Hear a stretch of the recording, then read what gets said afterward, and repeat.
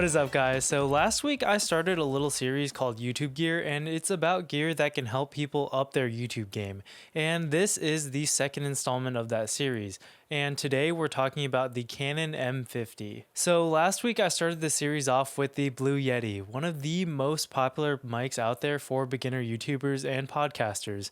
And in that video I said that you should invest in good audio before you try to invest in a better camera. And I stand by that. But what should you get after a mic? Well, I would say that depending on your situation, investing in good lighting might be a better option than going for a new camera.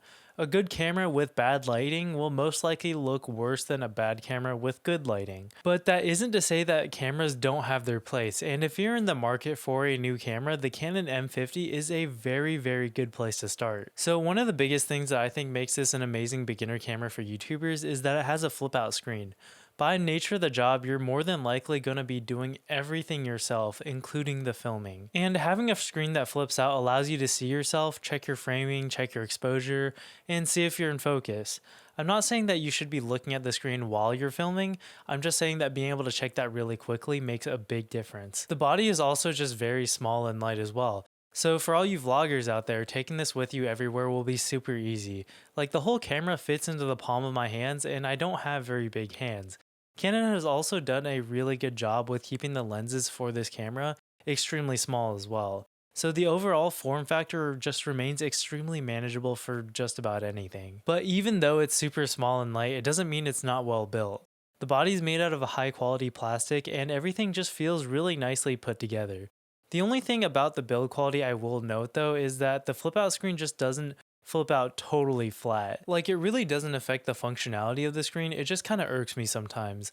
And while we're on the screen, it's really good. And Canon also does a really good job with integrating the touch functionality into the menus and everything else. Like, on my Sony, yes, it does have a touchscreen, but you can barely do anything with the touch panel, and it almost feels like they might as well have not included the touch functionality at all.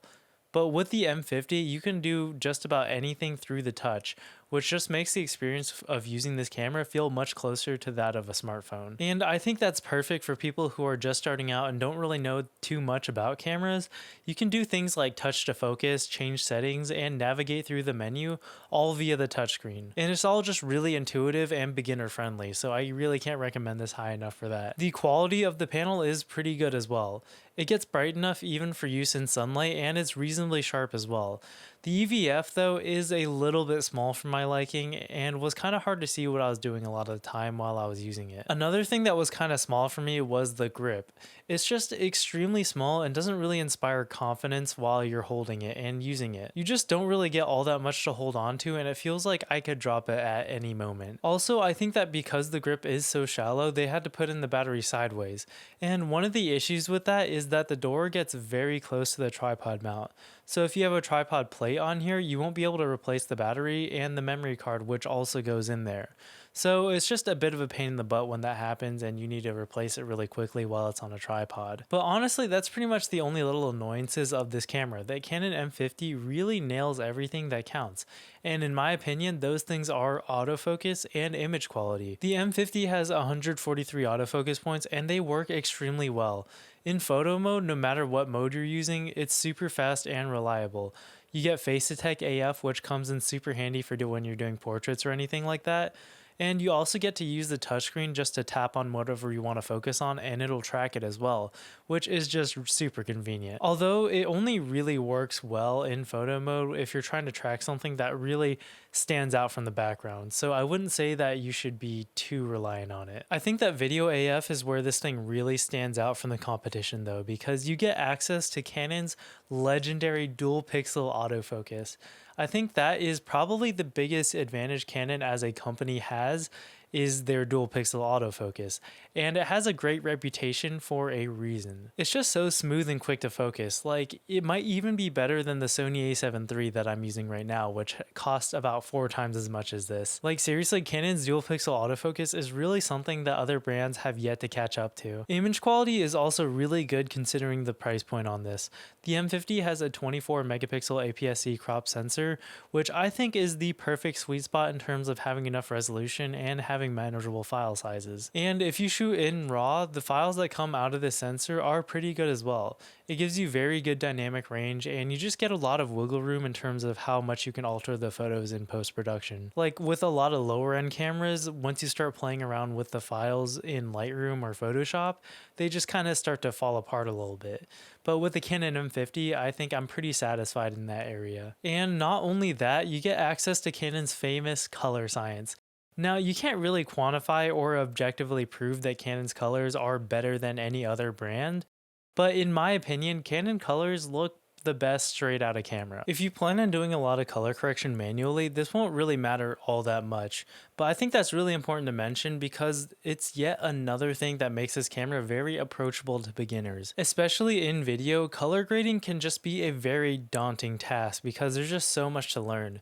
But with the Canon M50 and Canons in general, I guess, you can have peace of mind that the camera will take care of most of the work in that arena. So if you're doing a video, you can honestly just take the footage straight out of camera with this and just trust that it'll look at least presentable. Something on my Sony that's really tricky and I haven't really mastered yet is always just trying to get the skin tones to look natural.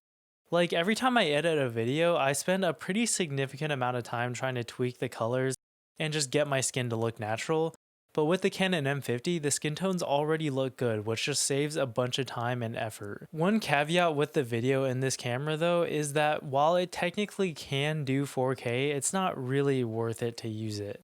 Because first of all, you lose dual pixel autofocus, it'll switch to a contrast-based autofocus, which is just far inferior. And it also has a very significant 1.6 times crop, and that's already on top of the existing crop on the sensor. So honestly, I just feel like it's not really that useful for most applications. But I think 1080p is enough for most people, and it's certainly enough for YouTube. So I wouldn't really say that it's a deal breaker. And like I said earlier, the 1080p is truly exceptional on this camera. Like more than 70% of YouTube traffic comes from mobile, and there's only like a few phones out on the market that even support 4K. And even out of those phones, none of them are very popular. And also with laptops, only the higher end ones have 4K displays. So basically what I'm trying to say is that 4K really isn't that important at this point in time, and it really shouldn't be your main point of focus. That being said, I think that the only thing I'm really disappointed that this camera doesn't have is 120 frames per second with autofocus. So right now, as this camera is, it offers 120 FPS in 720p, but with the caveat that you lose autofocus. And to me, that basically just means it's unusable. Like I said earlier, I don't think resolution is the big deal here. I'm fine with the 720p part, but without autofocus, there's just very few situations that I could see you using this feature. But if you don't need slow-mo, then no harm done. And overall, the Canon M50 offers very few compromises. And you can normally find this camera with a kit lens for about $500. And I think that for that price point, it's very hard to beat this camera. I also think that this price point is kind of where you start to get diminishing returns with cameras, where you'll have to spend a significant amount more to see any real upgrades. This gets all the basics right, and it does them very well. Amazing 1080p, great autofocus, and a flippy screen. It's also mirrorless, which just lets it be super small and lightweight and gives you an EVF instead of an optical viewfinder. Also, by the way, Canon has an app that you can download onto your phone and to basically use it as a wireless remote, which comes in really handy for solo creators. So I think that all of these things together just makes this close to the perfect starter camera for any creator. And it really feels like Canon tailor-made this camera for that purpose. And if you're trying to decide this and something like from the Rebel series, just get the M50. Just do it. Anyways, that's all for this one. Hope you guys enjoyed it and found it helpful. If you guys have any questions about this camera, I'd be happy to answer them. Just leave them in the comment section below. and I'll get back to you as soon as possible. Also, remember to leave a like if you're enjoying this little series I'm doing, and think about subscribing and hitting the notification bell so you don't miss anything. As always, thank you so much for watching, and also if you've made it this far, I hope you'll stay for a little bit longer, because part of the reason I'm taking a look at this camera is because my girlfriend is starting her journey as an influencer. And she needs a camera. She's still a student, so she doesn't really have any income, so I thought it would be nice to surprise her with an early birthday present to help get her started. So if you guys are interested in seeing her reaction when she opens it, stick around. If not, no hard feelings. I still really appreciate you clicking on this video. Okay, so this is my girlfriend Cho, and before you guys say anything, I know she's too pretty for me, but I'm just gonna give her a gift here, and yeah, just Cho, do you have any idea of what's inside this box? True. I don't know. Laptop? Okay. I don't know about that. But okay, yeah, go ahead and open it up. We'll see. Hopefully you like it. Yay, I'm so excited.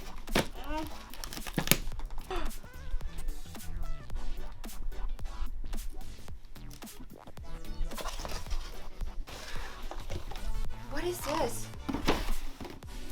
Open that. Open the box. No. What? No way. No. Oh, honey. This is.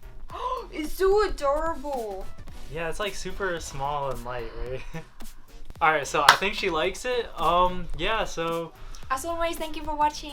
I'll catch you guys in the next one. Peace. Peace.